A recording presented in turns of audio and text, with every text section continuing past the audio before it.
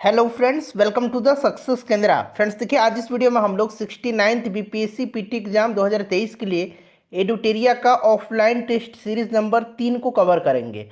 इससे पहले हमने ऑफलाइन टेस्ट सीरीज नंबर 1 और 2 को कवर कर लिया था। अगर आपने नहीं देखा है तो देख लीजिएगा, लिंक आपको डिस्क्रिप्शन बॉक्स में मिल जाएगा।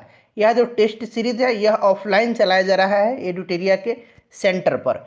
तो अगर आपने सेट नंबर 1 यानी कि टेस्ट नंबर 1 और 2 को नहीं देखा है तो ज़रूर देख लीजिएगा। चैनल को सब्सक्राइब कर लीजिए और फ्रेंड्स जो बेल आइकन है, घंटी का निशान है, उसको जरूर दबा लीजिएगा, ताकि जब भी 69th बीपीएससी से संबंधित कोई भी इंपॉर्टेंट वीडियो अपलोड किया जाए तो उसका नोटिफिकेशन सबसे पहले आपके पास पहुंच जाए।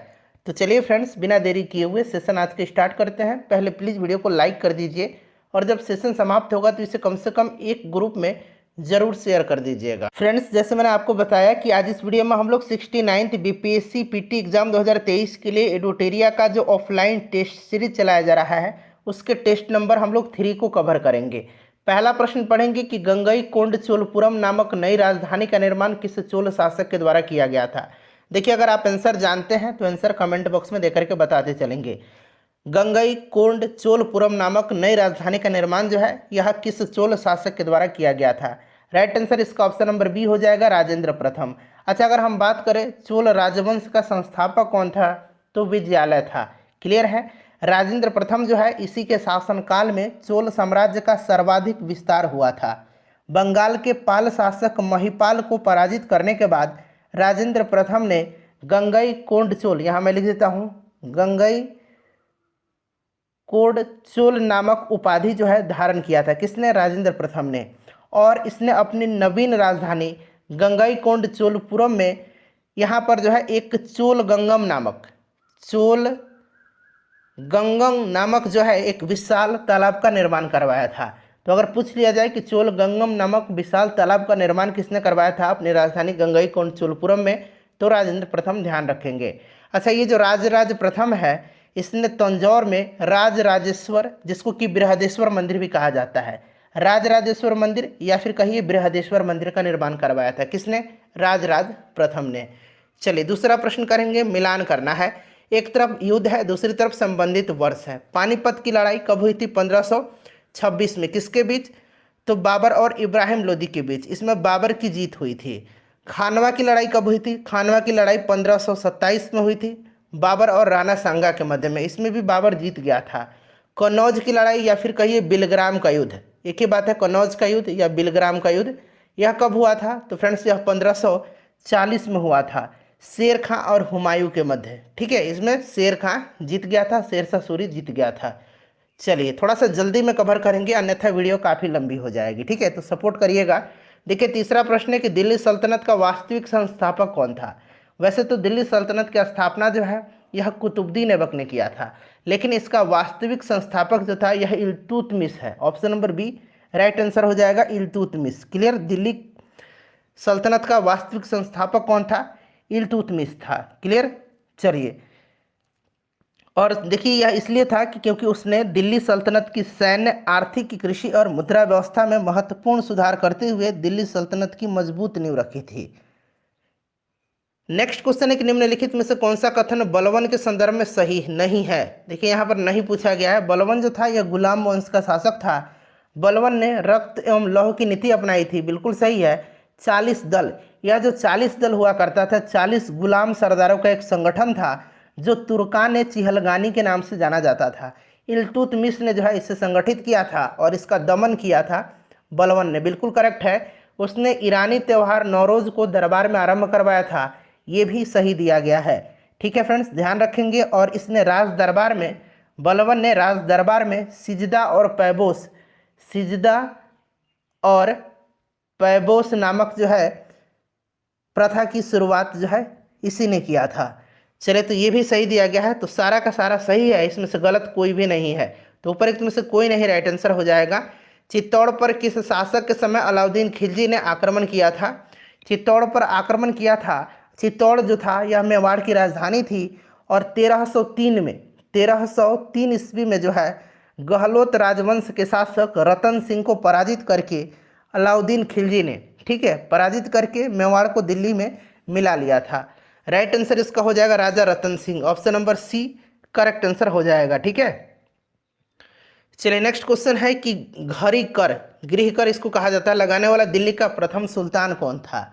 देखिए फ्रेंड्स, हमने दृष्टि का practice set 69th BPSC PT exam 2023 के लिए 2 प्रैक्टिस सेट कवर कराया हुआ है, उसको भी देख लीजिएगा, लिंक डिस्क्रिप्शन बॉक्स में मिल जाएगा। घटना चक्र मैंने हिस्ट्री करा दिया है, पूरे बिहार के इतिहास को घटना चक्र में जितने भी प्रश्न अब तक बीपीएससी में पूछे गए हैं उनको मैंने बिहार के इतिहास के प्रश्नों को कवर करा दिया है, देख लीजिएगा। चलिए राइट आंसर इसका क्या हो जाएगा, राइट आंसर इसका हो जाएगा Alauddin Khilji. Option number C Alauddin Khilji. Alauddin Khilji ने राजस्व में वृद्धि के लिए घरी कर यानी कि गृह कर लगाया था, और साथ ही साथ इसने दुधारू पशुओं पर भी चराई कर लगाया था। आपको पता है कि अलाउद्दीन खिलजी के शासनकाल में भू राजस्व दर जो था यह उपज का आधा भाग था, यानी कि 50% था। क्लियर है, right answer option number C हो जाएगा। और देखिए फ्रेंड्स, ब्राह्मणों पर जजिया कर लगाने वाला पहला शासक कौन था, तो फ्रेंड्स यह कौन था जजिया कर लगाने वाला, फिरोज शाह तुगलक था, ये भी आप ध्यान रखेंगे। चलिए नेक्स्ट क्वेश्चन है कि दिल्ली सल्तनत के किस सुल्तान ने फलों की गुणवत्ता सुधारने हेतु उपाय किए थे, तो यह शासक फिरोज शाह तुगलक था। इसने अपनी बागवानी में रुचि के कारण दिल्ली एवं उसके आसपास के क्षेत्र में 1200 नए बाग लगवाए और फलों की गुणवत्ता सुधारने का प्रयास किया था। फिरोज शाह तुगलक हो जाएगा। शेर शाह ने किस शासक को पराजित करके हजरत आला की उपाधि धारण किया था। प्रश्न वैसे भी बनता है कि हजरत आला की उपाधि किसने धारण किया था, तो शेर शाह ने धारण किया था। यह किसको पराजित करके जो है यह उपाधि धारण किया था, तो फ्रेंड्स इसका राइट आंसर हो जाएगा Nusrat Shah. Option number C correct answer हो जाएगा। बंगाल के शासक नुसरत शाह को पराजित करके शेर खां यानी कि शेर शाह ने हजरत आला की उपाधि धारण किया था। और 1539 में जो चौसा का युद्ध हुआ था, चौसा का युद्ध में इसने जो है किसको हराया था, तो फ्रेंड्स हुमायूं को हराया था। और इस युद्ध के उपरांत इसने शेर शाह की उपाधि धारण किया था। शेर खां इसका नाम था, और चौसा के युद्ध के बाद इसने शेर शाह की उपाधि धारण किया। ठीक है, चलिए कौन सा युग्म जो है सही सुमेलित नहीं है, यहाँ पर देखिएगा फ्रेंड्स, दीवाने अर्ज जो था यह क्या था, एक सैन्य विभाग था, बलवन ने इसकी स्थापना किया था, तो ये वित्त विभाग दिया गया, गलत है। दीवाने अमीर कोही यह एक कृषि विभाग था। ठीक है, कृषि विभाग था दीवाने अमीर कोही, तो ये सही दिया गया है। दीवाने इंसा जो था यह पत्राचार विभाग था, ये भी सही है। तो गलत पूछा गया है, सुमेलित नहीं है, तो ऑप्शन नंबर ए जो होगा इसका राइट आंसर हो जाएगा। चलिए क्वेश्चन नंबर 10 कर लेंगे। कश्मीर के किस शासक को कश्मीर का अकबर कहा जाता है, तो देखिए फ्रेंड्स, कश्मीर के किस शासक को कश्मीर का अकबर कहा जाता है, तो ये कहा जाता है जैनुल आबदीन को। जैनुल आबदीन की उदार जन कल्याणकारी और सहिष्णुतावादी नीतियों के कारण उसे कश्मीर का अकबर कहा जाता है। और कश्मीर में मूल्य नियंत्रण व्यवस्था के लागू करने के कारण उसको कश्मीर का अलाउद्दीन खिलजी भी कहा जाता है। तो इसे भी ध्यान रखेंगे, अगर प्रश्न पूछा जाए कि कश्मीर का अकबर और कश्मीर का अलाउद्दीन खिलजी किसे कहा जाता है, तो जैनुल आबदीन को। देखिए निम्नलिखित में से दिल्ली सल्तनत के किस शासक ने सर्वप्रथम भारत में सैन्य विभाग दीवाने अर्ज की स्थापना किया था, तो अभी मैंने बताया था दीवाने अर्ज बलवन ने किया था। नेक्स्ट है हमारा कि विजयनगर साम्राज्य के किस शासक ने चीन के सम्राट के पास अपना राजदूत भेजा था, तो ये कौन था, यह बुक्का प्रथम था। बुक्का प्रथम था। ठीक है, बुक्का प्रथम 1374 में चीन के सम्राट के पास इसने अपना दूत मंडल भेजा था। ठीक है, बुक्का प्रथम को वेद मार्ग प्रतिष्ठापक की उपाधि प्राप्त है। वेद मार्ग प्रतिष्ठापक की उपाधि प्राप्त है किसको, तो ध्यान रखेंगे बुक्का प्रथम को।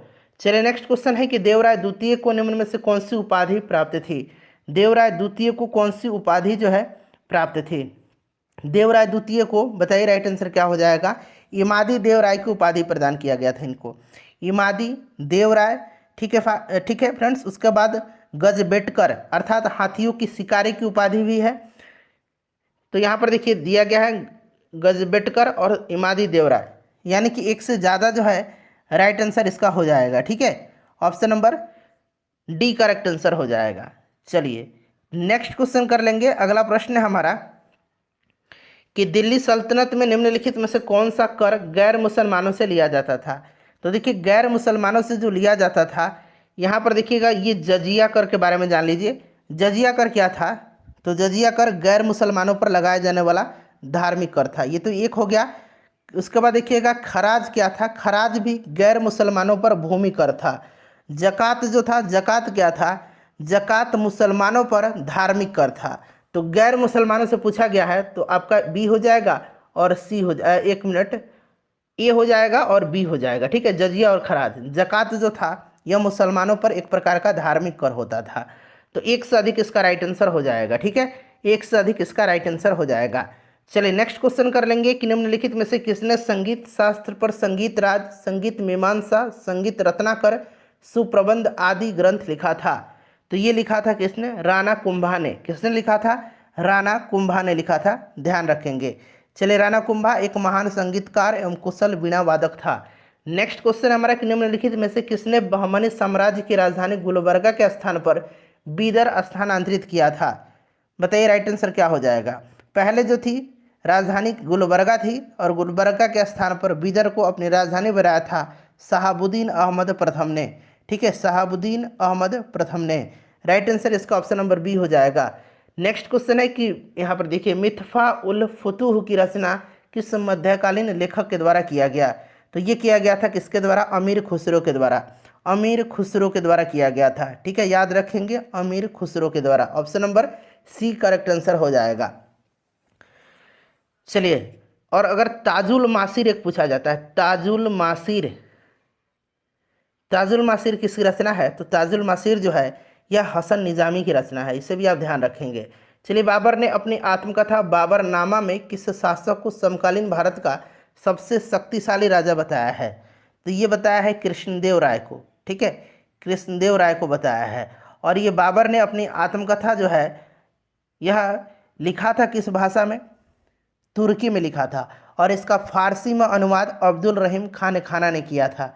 ठीक है, याद रखेंगे, कृष्णदेव राय हो जाएगा राइट आंसर। अकबर के दरबार में, देखिए अकबर के दरबार में आने वाला पहला अंग्रेज व्यक्ति कौन था इसमें से? अकबर के दरबार में जो है सबसे पहले रॉल्फ फिंच आया था। रॉल्फ फिंच राइट आंसर हो जाएगा। ठीक है, रॉल्फ फिंच फतेहपुर सीकरी और आगरा पहुंचने वाला पहला अंग्रेज व्यापारी और यात्री था। चलिए नेक्स्ट क्वेश्चन कर लेंगे, क्वेश्चन नंबर 20। देखिए फ्रेंड्स, क्वेश्चन नंबर 20 यहाँ से हमारा हिंदी में, अकबर द्वारा मजहरनामा नामक घोषणा पत्र किस वर्ष जारी किया गया था? देखिए 1579 में जो है मजहरनामा की घोषणा अकबर ने किया था। 1579 हो जाएगा। हुमायूं द्वारा लड़े गए निम्नलिखित युद्धों में से सबसे बाद में कौन सा है? सबसे बाद में पूछा गया है। सबसे बाद में जो है इसमें से हो जाएगा आपका, बताइए राइट आंसर। इसमें से अगर हम बात करें तो सबसे बाद में आपका हो जाएगा कन्नौज या बेलग्राम का युद्ध, जो कि 1540 में हुआ था। चौसा का युद्ध कब हुआ था? 1531 में हुआ था, 1539 में हुआ था। देवरा का युद्ध जो है ये 1531 में हुआ था। ठीक है, सबसे बाद में जो है यह ऑप्शन नंबर बी हो जाएगा। किस मुगल शासक का मकबरा भारत में स्थित नहीं है? भारत में स्थित नहीं है किसका मकबरा? देखिए हुमायूं का जो है भारत में है बिल्कुल। ठीक है, जहांगीर का इसका कहाँ पर है बताइए? लाहौर में है। मैंने तरीका भी आपको बताया हुआ था। जहांगीर का लाहौर में, जहाँ गिरा वहाँ क्या होगा? जहाँ पर गिरेंगे वहाँ पर लहू निकल जाएगा, ब्लड निकल जाएगा। तो जहाँ गिरा वहाँ लहू निकल गया, तो लहू से लाहौर याद रखेंगे। हुमायूं, हुमायूं का दिल्ली में है। हुमायूं, माँ आ रहा है ना, माँ का दिल कितना आपका उदार होता है, ऐसे रिलेट करके याद रखेंगे। दिल्ली में है। बाबर का बाबुल, बाबर, बाबुल, काबुल, इस तरह से याद रखेंगे। तो बाबर का काबुल में है। और यहाँ पर देखिएगा जहांगीर का जो है ये कहाँ पर है? लाहौर में है। ठीक है, तो ऊपरिक्त में से एक से अधिक हो जाएगा, ऑप्शन नंबर डी। चलिए उसके बाद देखिए, औरंगजेब के समय किस जाट विद्रोही नेता ने अकबर के मकबरे को लूटा था? ये लूटा था चूरामन ने। किसने? चूरामन ने लूटा था। ठीक है, चलिए उसके बाद नेक्स्ट क्वेश्चन है हमारा, यहाँ पर देखिएगा कि शेर शाह के भू राजस्व व्यवस्था के संबंध में निम्नलिखित में से क्या सही है? यहाँ से आंसर आपको चुन करके बताना है कि सही कौन सा है। तो वीडियो को पॉज कर लीजिए और एक बार देख लीजिए, मैं सीधे आंसर बता देता हूँ। ये चारों के चारों स्टेटमेंट सही दिए गए हैं, इसीलिए ऑप्शन ए राइट आंसर हो जाएगा। 1, 2, 3 और 4 क्लियर है।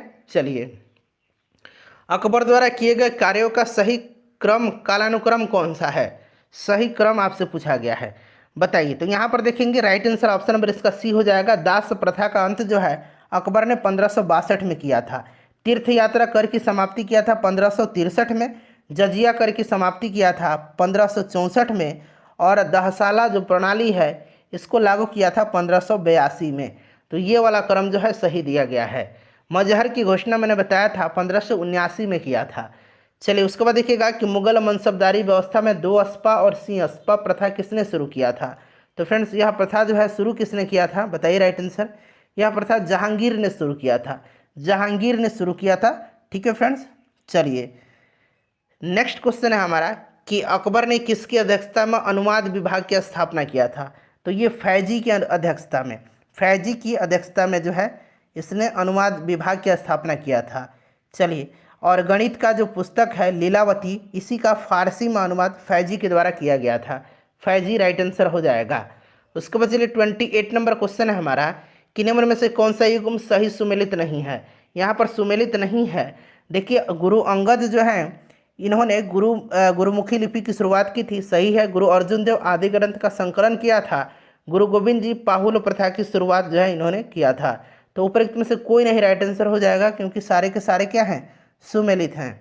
उसके बाद देखिए शिवाजी के अष्टप्रधान में वित्त एवं राजस्व मामले किसके अधीन थे। तो फ्रेंड्स यह अमात्य के अधीन होते थे, अमात्य के अधीन होते थे। पेशवा प्रधानमंत्री हुआ करता था। ठीक है, चलिए आगे बढ़ेंगे। और ये वाक्यानविश जो होता था यह राजा के दैनिक कार्यों तथा दरबार की प्रतिदिन कार्यवाहियों का वितरण करता था। सुमंत जो होता था ये पूछा जाता है, सुमंत क्या होता था, तो ये विदेश मंत्री होता था। तो पूछा गया है कि वित्त एवं राजस्व मामले, तो ये आपका अमात्य हो जाएगा। अष्टप्रधान कहा जाता था इनका मंत्रिमंडल जो था शिवाजी का।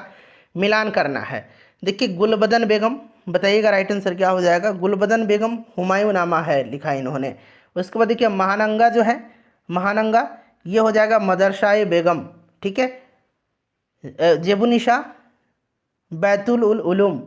ठीक है, और असमत बेगम ये आपका हो जाएगा इत्र बनाने की विधि। ठीक है, मिला लीजिए राइट आंसर 3 4 2 1 हो जाएगा। ऑप्शन नंबर ए हो जाएगा, ऑप्शन नंबर ए। चलिए उसके बाद देखिएगा कि निम्न में से किसकी नियुक्ति राष्ट्रपति द्वारा नहीं की जाती है। राष्ट्रपति के द्वारा जो है उपराष्ट्रपति की नियुक्ति नहीं की जाती है। राज्यपाल प्रसाद पर्यंत, राष्ट्रपति के प्रसाद पर्यंत पद धारण करता है, आपको पता है। प्रधानमंत्री और पूरा मंत्रिमंडल की नियुक्ति जो है राष्ट्रपति ही करता है। Option number C right answer हो जाएगा। राज्यसभा कैसे भंग होता है भाई, तो देखिए राज्यसभा भंग नहीं होता है। क्यों, क्योंकि राज्यसभा एक अस्थायी सदन है, इसका विघटन नहीं होगा। तो उपरोक्त में से कोई नहीं। उसके बाद देखिए निम्नलिखित में से कौन राज्य के नीति निर्देशक तत्वों की नीतियों में शामिल है। इसमें से शामिल कौन कौन सा है, बताइए करेक्ट आंसर क्या हो जाएगा। तो यहाँ पर जितने भी दिए गए हैं मद्य निषेध, ठीक है, घरेलू उद्योगों को बढ़ावा देना, समान नागरिक संहिता जो कि आर्टिकल 44 में है, उपयोगी पशुओं की हत्या पर रोक, ग्राम पंचायतों का प्रोत्साहन 40 में है, ग्राम पंचायत का गठन, ये सारा है। तो उपरोक्त सभी राइट आंसर हो जाएगा इसका। ठीक है, चलिए उसके बाद देखिए राज्य के नीति निर्देशक तत्व किस प्रकार के मौलिक अधिकार से, किस प्रकार मौलिक अधिकार से भिन्न है। तो यह भिन्न क्यों है, क्योंकि निर्देशक तत्व जो है, नीति निर्देशक तत्व न्यायालय में परिवर्तनीय नहीं है, जबकि मौलिक अधिकार परिवर्तनीय है। आपको पता भी है, ऑप्शन नंबर 20 का राइट आंसर हो जाएगा। चलिए उसके बाद 35 नंबर क्वेश्चन देखिए। 35 नंबर है कि भारत में राष्ट्रपति के निर्वाचक मंडल में, निर्वाचक के लिए निर्वाचन मंडल के सदस्य होते हैं। तो आपको पता है कि राष्ट्रपति का जो निर्वाचन होता है उसमें निर्वाचन मंडल के जो सदस्य होते हैं ये लोकसभा के निर्वाचित, राज्यसभा के निर्वाचित और विधानसभा के निर्वाचित सदस्य होते हैं। 1 2 3 इसका राइट आंसर हो जाएगा। ठीक है, चलिए, और दिल्ली और पुडुचेरी संघराज्य क्षेत्र के भी निर्वाचित सदस्य इसमें होते हैं। नेक्स्ट क्वेश्चन है कि भारत के राष्ट्रपति को संविधान के उल्लंघन के आधार पर उससे पद के द्वारा हटाया जाता है। सिंपल सा क्वेश्चन है, करेक्ट आंसर बताइए क्या होगा। करेक्ट आंसर क्या होगा, संसद के द्वारा हटाया जाता है। ठीक है, और संसद में तो भाई लोकसभा भी आता है और राज्यसभा भी आता है, यहाँ पर एक ही नाम दिया गया है लोकसभा। चलिए, तो उपरोक्त में से कोई नहीं राइट आंसर इसका हो जाएगा। महाभियोग की प्रक्रिया जो है आपको पता है। चलिए, उपरोक्त में से कोई नहीं राइट आंसर हो जाएगा। उसके बाद देखिएगा कि भारत में द्विसदनात्मक संसद की व्यवस्था की गई है। द्विसदनात्मक व्यवस्था के संदर्भ में कौन सा तर्क सही है, यहाँ पर कौन सा तर्क इसमें सही है, बताइए करेक्ट आंसर क्या हो जाएगा। तो यहाँ पर देखिएगा, यहाँ पर जितने भी तर्क दिए गए हैं ये सारे के सारे तर्क सही हैं। समाज के सभी वर्गों और देश के सभी क्षेत्रों के समुचित प्रतिनिधित्व को सुनिश्चित करने हेतु एक सदन द्वारा लिए गए निर्णय पर पुनर्विचार हेतु, प्रथम सदन की निरंकुशता से व्यक्ति की रक्षा करने हेतु, उपरोक्त में से एक से अधिक इसका राइट आंसर हो जाएगा। राज्यसभा के संदर्भ में निम्नलिखित में से कौन सा कथन सत्य नहीं है, सत्य नहीं पूछा गया है, बताइएगा। देखिए, उपराष्ट्रपति की अनुपस्थिति में संसदीय कार्य मंत्री राज्यसभा के बैठकों की अध्यक्षता करता है, ये सही नहीं दिया गया है। ठीक है, यह सही जो है यह नहीं दिया गया है। ठीक है, चलिए, आपको पता है कि उपराष्ट्रपति राज्यसभा के पदेन सभापति होते हैं। ठीक है, चलिए, और इनकी अनुपस्थिति में राज्यसभा का जो उपसभापति होता है वहीं बैठकों की अध्यक्षता करता है, न कि संसदीय कार्य मंत्री। चलिए, उसके बाद देखिए, लोकसभा की कार्यवाही के संचालन के लिए अध्यक्ष यानी कि स्पीकर का चुनाव किया जाता है। तो स्पीकर का चुनाव जो होता है यह लोकसभा के सदस्यों के द्वारा ही किया जाता है। तो इनमें से कोई नहीं राइट आंसर हो जाएगा इसका। लोकसभा अध्यक्ष यानी कि स्पीकर अपने निर्णायक मत का प्रयोग करते हैं केवल कब करते हैं भाई, तो जब मत बराबर हो जाता है तब करते हैं, या किसी विषय पर पक्ष और विपक्ष के समान मत होने की स्थिति में निर्णायक मत देने का अधिकार इनको है। ठीक है, चलिए, उसके बाद देखिएगा कि संसदीय कार्यवाही में स्थगन प्रस्ताव लाने का उद्देश्य क्या है। स्थगन प्रस्ताव लाने का उद्देश्य है सार्वजनिक महत्व के निश्चित अति आवश्यक मुद्दे पर बहस करने हेतु। Option number A right answer इसका हो जाएगा। चलिए, 42 नंबर क्वेश्चन है कि भारत के उच्चतम न्यायालय के न्यायाधीशों के संदर्भ में निम्नलिखित में से कौन सा कथन सही है। सही कथन इसमें से पूछा गया है कौन है। उच्चतम न्यायालय के प्रत्येक न्यायाधीश की नियुक्ति राष्ट्रपति के द्वारा की जाती है। ये बिल्कुल जो है सही दिया गया है। ठीक है, चलिए, नेक्स्ट क्वेश्चन हमारा कि निम्नलिखित में से कौन सा उच्चतम न्यायालय के प्रारंभिक क्षेत्राधिकार के अंतर्गत आता है। प्रारंभिक क्षेत्राधिकार के अंतर्गत जो है कौन सा आता है, बताइए। अब यहाँ पर देखिएगा, भारत सरकार तथा ये कि एक से अधिक राज्यों के बीच कोई विवाद ये आता है। ठीक है, परस्पर दो या अधिक राज्यों के बीच का विवाद ये भी आता है। संसद के किसी सदन अथवा राज्य विधानमंडल में हुए चुनाव पर विवाद ये नहीं आता है। ठीक है, तो राइट आंसर इसका हो जाएगा ऑप्शन नंबर बी, 1 और 2 इसका करेक्ट आंसर हो जाएगा। चलिए, ये जो है संसद के किसी सदन अथवा राज्य विधानमंडल के सदस्यों के निर्वाचन संबंधी विवाद उच्च न्यायालय के प्रारंभिक क्षेत्राधिकार के अंतर्गत शामिल किए जाते हैं। ठीक है, चलिए, नेक्स्ट क्वेश्चन कर लेंगे। अगला प्रश्न हमारा कि निम्नलिखित में से कौन सा विषय भारतीय संविधान के समवर्ती सूची में है। समवर्ती सूची में इसमें से कौन सा है भाई, तो वन है। वन समवर्ती सूची में शामिल है। आपको पता है वन, वन्यजीव संरक्षण, जनसंख्या नियंत्रण, परिवार नियोजन, ये सब विषय जो है समवर्ती सूची में है। चलिए, उसके बाद नेक्स्ट क्वेश्चन हमारे कि केंद्र राज्य संबंधों के संदर्भ में निम्नलिखित में से कौन सा कथन सत्य है। कौन सा कथन इसमें से सत्य दिया गया है, बताइए। तो यहाँ पर देखिएगा कि राज्यपाल की भूमिका केंद्र और राज्यों के बीच सदैव ही विवाद की विषय रही है। ये भी सही है, सही कहा जा रहा है। ऐसा कहा जाता है कि जहाँ राज्यपाल होते हैं वो जो होते हैं केंद्र के आदमी होते हैं। केंद्र राज्य संबंधों से जुड़े विषयों की पड़ताल के लिए केंद्र सरकार द्वारा सरकारी आयोग का गठन किया जाता है। सही है, ये भी सरकारी आयोग ने यह सिफारिश की थी कि राज्यपालों की नियुक्ति अनिवार्य तथा निष्पक्ष होकर की जानी चाहिए। ये भी सही है, तो सारे के सारे सही हैं। उपरोक्त में से एक से अधिक इसका राइट आंसर हो जाएगा। ठीक है, चलिए, नेक्स्ट क्वेश्चन कर लेंगे। अगला प्रश्न है कि ज्वालामुखी, यहाँ पर देखिएगा, बैथोलिथ, डाइक, लोपोलिथ, फैकोलिथ निम्नलिखित में से किसका उदाहरण है। तो ये सभी जो हैं ये ज्वालामुखी के उदाहरण हैं। ज्वालामुखी राइट आंसर इसका हो जाएगा। ज्वालामुखी के आंतरिक स्थल रूपों के, ज्वालामुखी के आंतरिक स्थल रूपों के। चलिए, उसके बाद देखिएगा कि निम्नलिखित में से इसमें से पूछा गया है कि निम्नलिखित कथनों पर विचार करें और सही इसमें से कौन सा है। समुद्री समीर रात के समय चलती है, बताइए क्या सही है। समुद्री समीर जो है या दिन के समय स्थल भाग समुद्र की अपेक्षा जल्दी गर्म हो जाते हैं, जिससे क्या होता है कि स्थल भाग में निम्न वायुदाब क्षेत्र बनता है। क्लियर है। चलिए, स्थल समीर रात्रि के समय की स्थिति में होता है। ठीक है, तो ये स्थल समय रात्रि और समुद्री समय दिन हो जाएगा। तो इनमें से कोई नहीं राइट आंसर हो जाएगा। ठीक है, चलिए, उपरोक्त में से कोई नहीं होगा। सरगैसो सागर कहाँ पर स्थित है। सरगैसो सागर जो है यह कहाँ पर स्थित है, यह पूछा गया है। सरगैसो सागर कहाँ पर है, बताइए। करेक्ट आंसर हो जाएगा उत्तरी अमेरिका के पूर्वी तट पर है। Option number C correct answer हो जाएगा। उत्तरी अमेरिका के पूर्वी तट पर। क्लियर है, और यह अटलांटिक महासागर में जो है सर्वाधिक लवणता वाले क्षेत्र में भी है। क्लियर। चलिए, नेक्स्ट क्वेश्चन कर लेंगे। अगला प्रश्न हमारा 49 नंबर है। देखिए, 49 नंबर है कि ग्रेट बैरियर और ग्रेट स्लेव लिव किस देश में। अब ग्रेट बैरियर आ गया है तो आप आसानी से बता देंगे कि कहाँ पर है, कनाडा में स्थित है। ठीक है, ग्रेट बैरियर, ग्रेट स्लेव झील कहाँ पर है, कनाडा में है। निम्नलिखित में से कौन सा इसमें से सुमेलित नहीं है। देखिए, गोबी मरुस्थल कहाँ पर है। गोबी मरुस्थल जो है कहाँ पर है, गोबी बताइए कहाँ पर है। गोबी मंगोलिया और चीन की सीमा पर है। सही है। तकलामाकन जो है यह चीन में है और अटाकामा चिली में है। अटाकामा कहाँ पर है, अटाकामा जो है यह चिली में है। तो उपरोक्त सभी सुमेलित हैं, इसीलिए इनमें से कोई नहीं राइट आंसर होगा। उसके बाद देखिएगा नेक्स्ट क्वेश्चन है कि रिपीट, यहाँ पर निम्नलिखित में से कौन सा कथन सत्य है, सही है, इसमें से सही कथन को आपको बताना है। चलिए देखिए, रेपेटी असंबद्धता ऊपरी मेंटल एवं निचली मेंटल के मध्य स्थित है, सही है। गुटेनबर्ग असंबद्धता निचली मेंटल और बाह्य कोड के मध्य स्थित है, सही है। लेमन असंबद्धता बाह्य कोड और आंतरिक कोड के मध्य स्थित है, ये भी सही है। उपरोक्त में से एक से अधिक राइट आंसर होगा क्योंकि ये सारे के सारे सही हैं। चलिए उसके बाद नेक्स्ट क्वेश्चन है हमारा कि पृथ्वी के क्रस्ट में पाए जाने वाले तत्वों के प्रतिशत मान के आधार पर घटते क्रम में सजाइए। घटते क्रम में सजाना है तो सबसे पहले तो आपका यहाँ पर आ जाएगा पहले नंबर पर ऑक्सीजन सबसे ज़्यादा, फिर दूसरे पर सिलिकॉन, फिर तीसरे पर एल्युमिनियम और चौथा पर लोहा। ऑप्शन नंबर सी हो जाएगा राइट आंसर। ठीक है, ये क्रम से चारों का है, सबसे ज़्यादा ऑक्सीजन। नेक्स्ट क्वेश्चन हमारे कि पारिस्थितिकी तंत्रों में एक स्तर से दूसरे स्तर पर औसत ऊर्जा का स्थानांतरण होता है, बताइएगा करेक्ट आंसर क्या होगा। औसत ऊर्जा का स्थानांतरण होता है 10%। ठीक है, 10% राइट आंसर इसका हो जाएगा। निम्नलिखित में से कौन ग्रीन हाउस गैस है यहाँ पर, तो देखिए ग्रीन हाउस गैस कौन कौन से हैं यहाँ पर, तो इनमें से मेरे ख्याल से जो है सभी गैस जो है ये ग्रीन हाउस गैस है। Green house gas carbon dioxide, nitrous oxide, ठीक है, क्लोरोफ्लोरोकार्बन होता है, सल्फर हेक्साफ्लोराइड होता है, मीथेन होता है, हाइड्रोफ्लोरोकार्बन होता है। ठीक है, तो उपरोक्त में से एक से अधिक राइट आंसर हो जाएगा। चलिए निम्नलिखित में से कौन सा सही सुमेलित है यहाँ पर,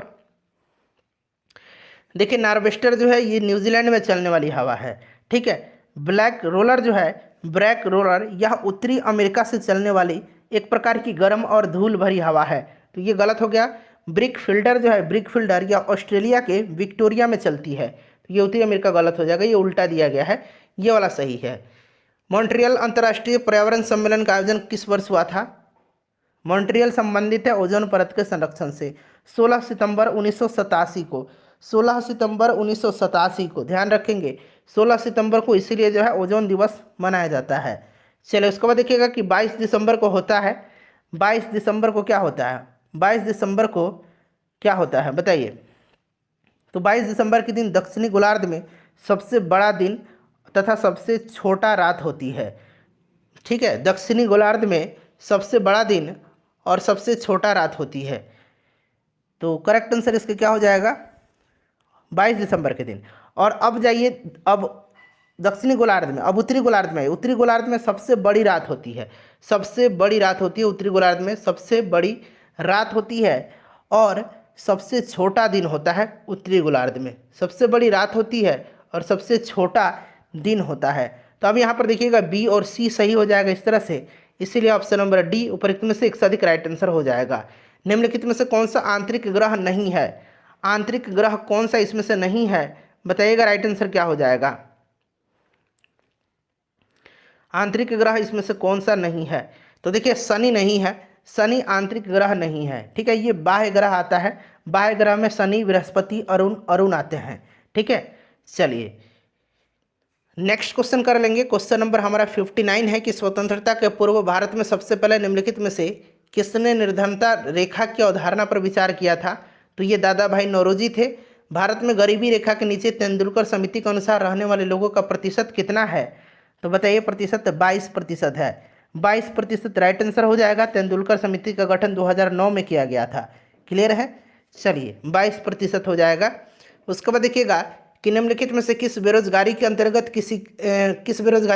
किसी कार्य को करने के लिए उनमें आवश्यकता से अधिक श्रमिक लगे होते हैं, इसमें अतिरिक्त श्रमिकों को कार्य से हटा देने के पश्चात भी उत्पादकता में कोई कमी नहीं होती है।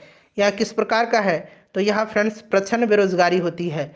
ठीक है, यह प्रच्छन्न बेरोजगारी है जिसको कि छुपी हुई बेरोजगारी कहा जाता है। इसके अंतर्गत किसी कार्य को करने के लिए उसमें आवश्यकता से अधिक श्रमिक लगे होते हैं। अगला प्रश्न है कि प्रधानमंत्री ग्रामोदय योजना का उद्देश्य क्या है। प्रधानमंत्री ग्रामोदय योजना का उद्देश्य है ग्रामीण आवश्यकताओं की पूर्ति, जैसे कि प्राथमिक शिक्षा, स्वास्थ्य रक्षण, पेयजल, आवास, ग्रामीण सड़कें इत्यादि का जो है।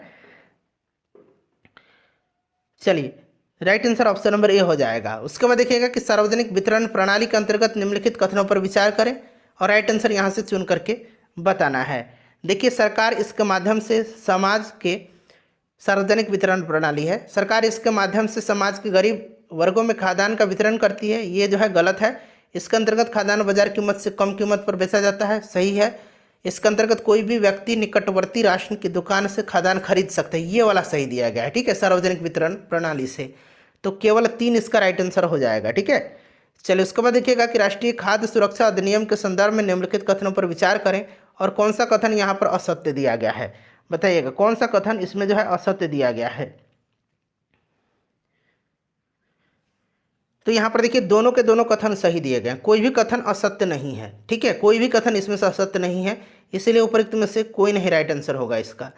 चलिए अगला प्रश्न करेंगे 65 नंबर। हरित क्रांति के प्रभाव के संदर्भ में निम्नलिखित कथनों पर विचार करें और इसमें से सत्य नहीं है यह आपको बताना है। बताइए सत्य नहीं है। पहला सत्य नहीं है, खाद्यान्नों की कीमत में उपयोग की अन्य वस्तुओं की अपेक्षा वृद्धि हुई, ये सही नहीं है। उसके बाद देखिएगा तीसरा भी सही नहीं है, इसका अधिकांश लाभ बड़े किसानों की तुलना में छोटे किसानों को प्राप्त हुआ, ये भी सही नहीं है। तो राइट आंसर इसका क्या हो जाएगा, राइट आंसर इसका 1 और 3 हो जाएगा, जो कि ऑप्शन नंबर सी में दिया गया है। चलिए नेक्स्ट क्वेश्चन है हमारा कि भारत में किस प्रकार के कृषकों की संख्या सर्वाधिक है। तो छोटे कृषक और सीमांत कृषक की संख्या सबसे ज़्यादा है। उसके बाद देखिए भुगतान संतुलन शब्द का प्रयोग निम्नलिखित में से किसके संदर्भ में किया जाता है। तो फ्रेंड्स यह आयात निर्यात के संबंध में किया जाता है। भुगतान संतुलन में शामिल होगा, भुगतान संतुलन में शामिल होगा, बताइएगा क्या होगा, दृश्य व्यापार मध्य, अदृश्य व्यापार मध्य और इसमें ऋण को शामिल किया जाता है, यानी कि तीनों को। तो प्रयुक्त में से एक से अधिक। ब्रेटन वुड्स सम्मेलन के किन संस्थाओं की संस्थापना की गई थी ब्रेटन वुड्स सम्मेलन में। तो इसमें जो है फ्रेंड्स किसकी की गई थी, बताइएगा राइट आंसर, बताइए करेक्ट आंसर क्या हो जाएगा। देखिए इसमें जो है ब्रेटन वुड्स सम्मेलन कब हुआ था, 1944 में। अंतर्राष्ट्रीय मुद्रा कोष यानी कि इंटरनेशनल मॉनेटरी फंड और विश्व बैंक की स्थापना की गई थी, IMF और विश्व बैंक, यानी कि राइट आंसर 1 और 2 हो जाएगा। उसके बाद एक अंतर्राष्ट्रीय मुद्रा कोष के संदर्भ में निम्नलिखित में से कौन सा कथन जो है यह सत्य है, सत्य कथन बताना है आपको। तो इसमें से ऑप्शन सी है, यह केवल सदस्य देशों को ही ऋण प्रदान करता है, option number C correct answer हो जाएगा, ठीक है। अब यहाँ से साइंस का प्रश्न है कि अल्फा किरणों के संबंध में निम्नलिखित में से कौन सा कथन सत्य है, बताइएगा। अल्फा किरण जो होती है ये धनावेशित होती है, ठीक है, धनावेशित अल्फा कणों की बनी होती है अल्फा किरणें। बताइए राइट आंसर इसका क्या हो जाएगा, करेक्ट आंसर इसका 1 से अधिक हो जाएगा, ठीक है, करेक्ट आंसर जो होगा इसका 1 से अधिक हो जाएगा, 1 से अधिक, ठीक है। ये फोटोग्राफिक प्लेट को काला कर देती है, देखिए फोटोग्राफिक प्लेट को काला कर देती है, बिल्कुल सही दिया गया है। विद्युत किरणें अल्फा किरणें विद्युत क्षेत्र में ऋण आवेशित प्लेट की ओर विक्षेपित हो जाती हैं, बिल्कुल ये जो है विक्षेपित हो जाती हैं, ठीक है, ऋण आवेशित प्लेट की ओर, और अल्फा किरणें प्रदीप्ति उत्पन्न करती हैं, ये भी जो है सही दिया गया है। तो 1 से अधिक इसका राइट आंसर हो जाएगा, ठीक है। चलिए नेक्स्ट क्वेश्चन है 72 नंबर कि जल अपघटन में ऊर्जा के किस रूप में उत्पन्न होती है। जल अपघटन में ऊर्जा किस रूप में उत्पन्न होती है, बताइएगा राइट आंसर क्या हो जाएगा, करेक्ट आंसर इसका क्या हो जाएगा, तो उष्मा के रूप में, ठीक है, उष्मा के रूप में। H2SO4 में S का ऑक्सीडेशन नंबर पूछा जा रहा है, किसका, S का ऑक्सीडेशन नंबर, तो इसका +6 हो जाता है, +6 हो जाएगा, ठीक है। चलिए उसके बाद नेक्स्ट क्वेश्चन कर लेंगे कि निम्नलिखित में से कौन कॉपर का अयस्क नहीं है। कॉपर का अयस्क जो नहीं है ये इसमें से कौन सा नहीं है, तो कैसिटेराइट हो जाएगा, कैसिटेराइट नहीं है, ठीक है, यह टीन का अयस्क है। अगला प्रश्न हमारा कि प्लास्टर ऑफ पेरिस रासायनिक रूप से क्या कहलाता है, तो यह कैल्शियम सल्फेट हेमीहाइड्रेट कहलाता है, कैल्शियम सल्फेट हेमीहाइड्रेट कहलाता है, ठीक है, ऑप्शन नंबर सी हो जाएगा राइट आंसर। मिश्र धातु में से किस पदार्थ के संयोग से यहाँ पर देखिएगा निष्कलंक इस्पात यानी कि स्टेनलेस स्टील अचुंबकीय हो जाते हैं, बताइए राइट आंसर इसका क्या हो जाएगा। तो इसका करेक्ट आंसर निकेल होता है, ऑप्शन नंबर बी हो जाएगा निकेल, ठीक है, निकेल हो जाएगा इसका करेक्ट आंसर। नेक्स्ट क्वेश्चन है कि एथिलीन का उपयोग किस में किया जाता है। एथिलीन का उपयोग जो है यह फलों को कृत्रिम विधि से पकाने में भी किया जाता है। उसके अलावा अगर हम बात करें तो इथिलीन का प्रयोग जो होता है यह एनेस्थेसिक के रूप में भी होता है, निश्चेतक के रूप में पॉलीथीन बनाने में भी होता है। तो 1 से अधिक राइट आंसर हो जाएगा। निम्नलिखित में से कौन सा बहुलक जैव निम्नीकृत नहीं किया जा सकता है, तो यह PVC है, पॉलीविनाइल क्या कहा जाता है इसको, पॉलीविनाइल क्लोराइड कहा जाता है।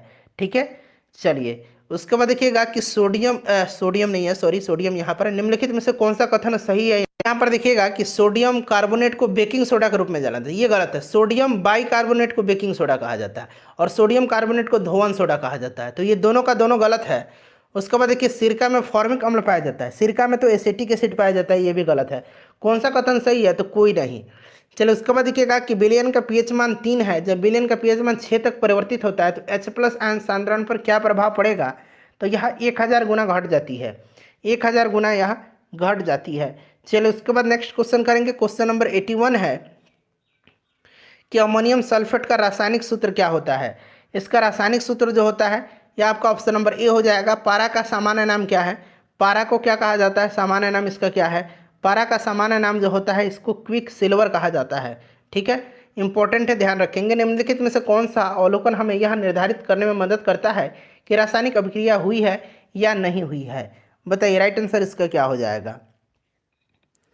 तो देखिए करेक्ट आंसर जो हो जाएगा, पदार्थ की अवस्था में परिवर्तन बिल्कुल होता है, इसका रंग में परिवर्तन है, उसके बाद गैस का उत्सर्जन है, ताप में परिवर्तन है, तो गैस हो जाएगा, रंग बदलना भी हो जाएगा।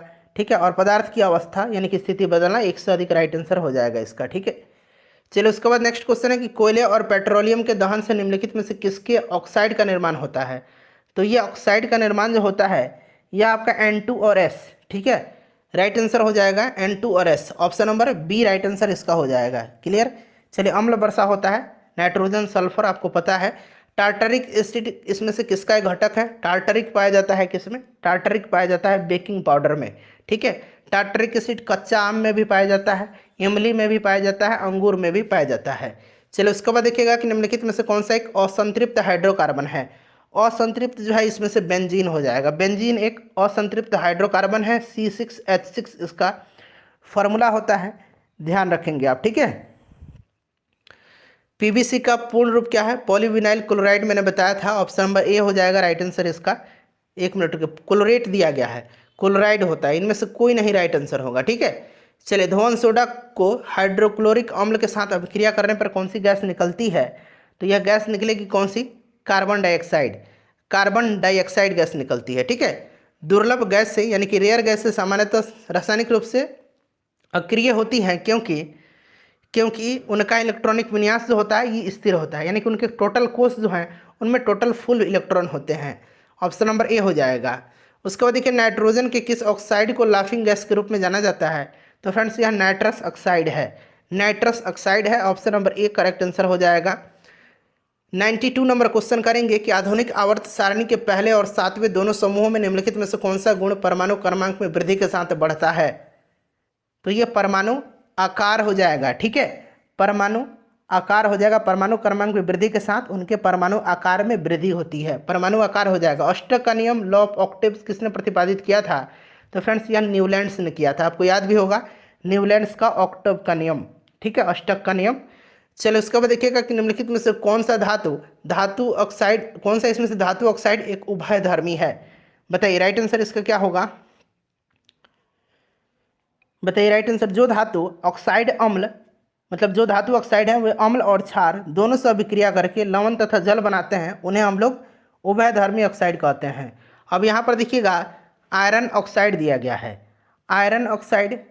ठीक है, तो देखिए एल्युमिनियम ऑक्साइड जो होता है यह उभयधर्मी होता है और जिंक ऑक्साइड भी उभयधर्मी होता है, तो एक से अधिक इसका राइट आंसर हो जाएगा ऑप्शन नंबर डी। ठीक है, चलिए नेक्स्ट क्वेश्चन कर लेंगे। अगला प्रश्न हमारा कि किसी तत्व की परमाणु संख्या कैसे निर्धारित मतलब करती है की जाती है, तो यह परमाणु में स्थित प्रोटॉनों की संख्या है। ठीक है, प्रोटॉनों की संख्या हो जाएगा, प्रोटॉन की संख्या, option number B right answer इसका हो जाएगा। नेक्स्ट क्वेश्चन हमारा कि निम्नलिखित में से कौन सा इसमें से जो है सही कथन है उसको चिन्हित कर रहे हैं। नेपाल के साथ बिहार के 7 जिले सीमा साझा करते हैं, बताइए ये क्या सही है, सही है, ये 7 जिले सीमा साझा करते हैं। कौन कौन से, पूर्वी चंपारण, पश्चिम चंपारण, सीतामढ़ी, मधुबनी, सुपौल, अररिया और किशनगंज। झारखंड के साथ 8 जिले सीमा साझा करते हैं, ये भी सही है, रोहतास, औरंगाबाद, गया, नवादा, जमुई, बांका, भागलपुर और कटिहार। ठीक है, उत्तर प्रदेश से भी 8 लगता है और पश्चिम बंगाल से 3 जिला लगता है, तो एक और दो दोनों सही आंसर हो जाएगा इसका। निम्नलिखित में से कौन सा कथन सही नहीं है? सही नहीं कौन सा है बताइएगा। तो बिहार का क्षेत्रफल सही है 94,163 वर्ग किलोमीटर। बिहार के कुल भौगोलिक क्षेत्रफल का, भारत के कुल भौगोलिक क्षेत्रफल का जो है 2.86% है। बिहार के उत्तर से दक्षिण की लंबाई 483 है। ये जो है गलत है। 483 जो है यह पूर्व से पश्चिम की है, उत्तर से दक्षिण की 345 है। तो ये गलत है, ऑप्शन नंबर सी जो है सही नहीं है।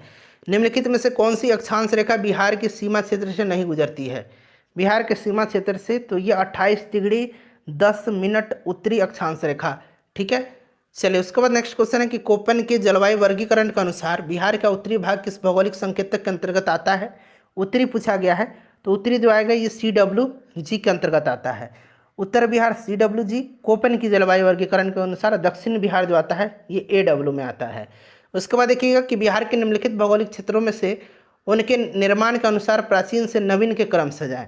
प्राचीन से नवीन, तो सबसे पहले तो खड़गपुर हो जाएगा, उसके बाद आपका कैमूर, फिर सोमेश्वर और गंगा का मैदान, 1 2 3 4 ये बिल्कुल क्रम से दिया गया है, ठीक है। चलिए उसके बाद नेक्स्ट क्वेश्चन कर लेंगे। अगला प्रश्न है हमारा क्वेश्चन नंबर 101 कि निम्नलिखित में से कौन सी नदी समूह उत्तर प्रदेश से बिहार में प्रवेश करती है? उत्तर प्रदेश से बिहार में Ghaghara, Ganga, Karmanasa. Option number B right answer हो जाएगा। बिहार के किस, ये प्रीवियस ईयर का क्वेश्चन है, बिहार की किस नदी पर बहुउद्देशीय परियोजना निर्मित नहीं है? तो बहुउद्देशीय परियोजना गंगा नदी पर कोई भी निर्मित नहीं है, कोसी पर है, ठीक है, और गंडक पर भी है। गंडक पर जो है याद रहेगा आपको। चलिए उसके बाद नेक्स्ट क्वेश्चन कर लेंगे कि नागिनट्टी जो है यह वन्य जीव अभयारण्य किस जिले में है? नागिनट्टी आपको याद है जमुई में है। कौन सी मिट्टी बिहार में पाई जाती है? कौन सी मिट्टी बिहार में पाई जाती है? तो राइट आंसर इसका क्या हो जाएगा? बिहार में जो है इनमें से कौन सी मिट्टी पाई जाती है? तो यहाँ पर देखिए बिहार में करेल, यहाँ पर देखिए करेल कैवाल की भी मिट्टी पाई जाती है दक्षिण बिहार में। टाल मिट्टी भी दक्षिण बिहार में पाई जाती है और बलथर मिट्टी भी पाई जाती है, ठीक है। तो राइट आंसर 100 अधिक हो जाएगा इसका। उसके बाद देखिए 2011 की जनगणना के अनुसार बिहार का लिंगानुपात कितना है?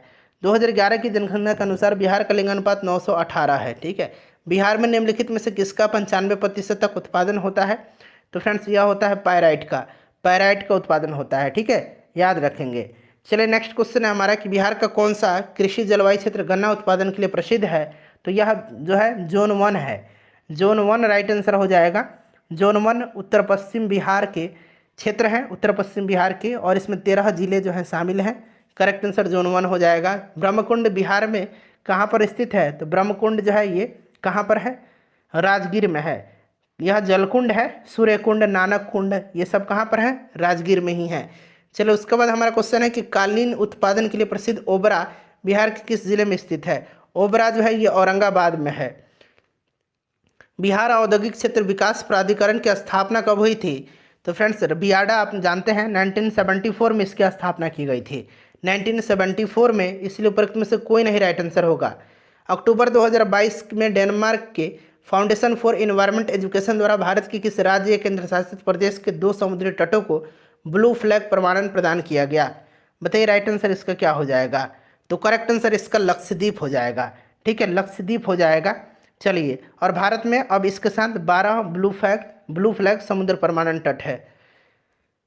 112 नंबर प्रश्न है कि हाल ही में प्रधानमंत्री नरेंद्र मोदी ने भारत के किस शहर में महाकाल लोक गलियारा परियोजना के पहले चरण का उद्घाटन किया है?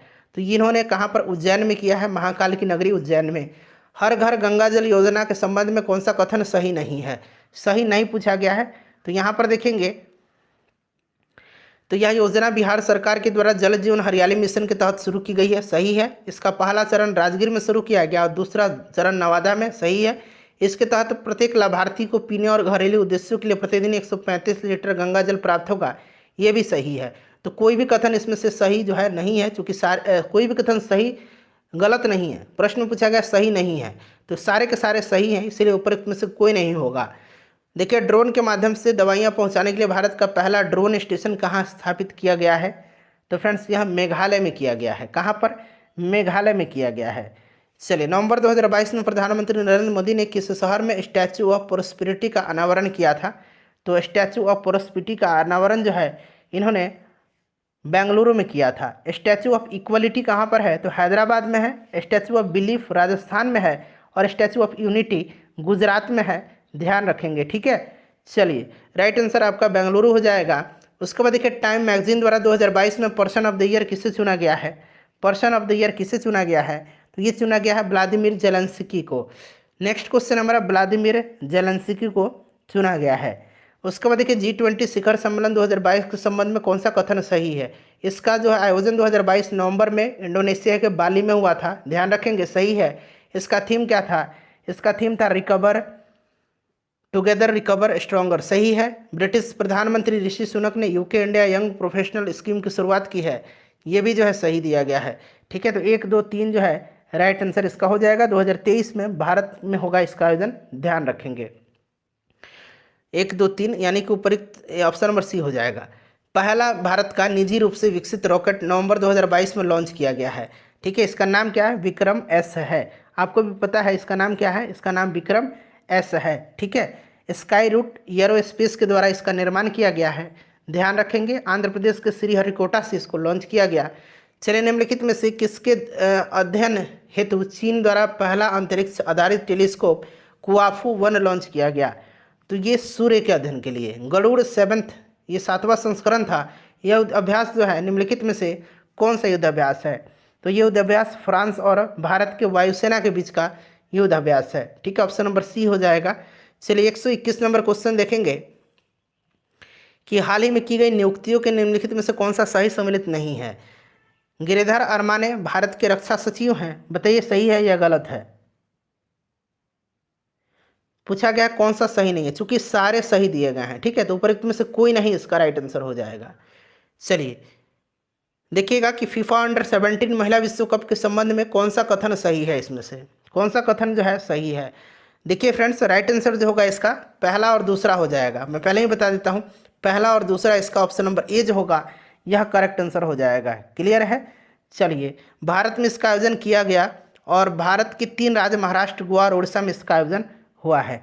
ठीक है, चलिए अगला क्वेश्चन कर लेंगे। नेक्स्ट क्वेश्चन है हमारा कि निम्नलिखित में से किसे 32वां बिहारी पुरस्कार से सम्मानित किया गया है?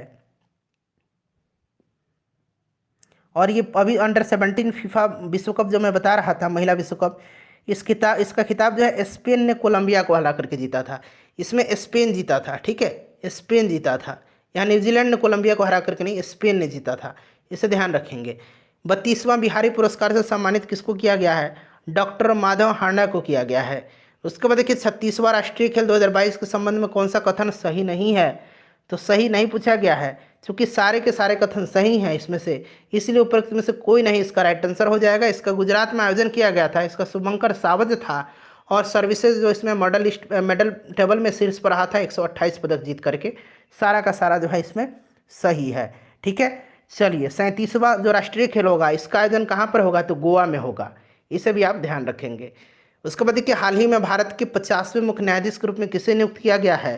तो इनका नाम आपको याद है, DY चंद्रचूड़ हैं, ये 50वें मुख्य न्यायाधीश भारत के। ठीक है, चलिए अगला प्रश्न कि हाल ही में भारत की पहली स्वदेशी परमाणु पनडुब्बी का परीक्षण किया गया है, इसका नाम क्या है? इसका नाम है INS Arihant. INS Arihant. Pro kabaddi league season 9 के संबंध में कौन सा कथन सही दिया गया है? बताइए राइट आंसर क्या हो जाएगा?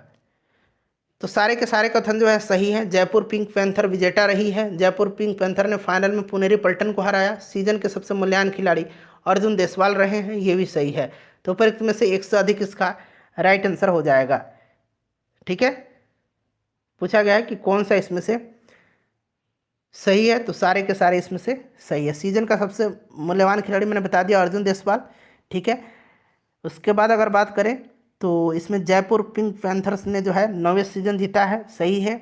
और इसने फाइनल में जो है पुनेरी पल्टन को हराया है, ये भी सही है। चलिए राइट आंसर इसका पूछा है कौन सा कथन सही है, तो 1 से अधिक होगा मेरे ख्याल से, क्योंकि ऑप्शन में 1 2 3 तीनों नहीं है। चलिए उसके बाद देखिएगा कि दिसंबर 2022 में किस राज्य में भारत के पहले पैदल सेना संग्रहालय का उद्घाटन किया गया?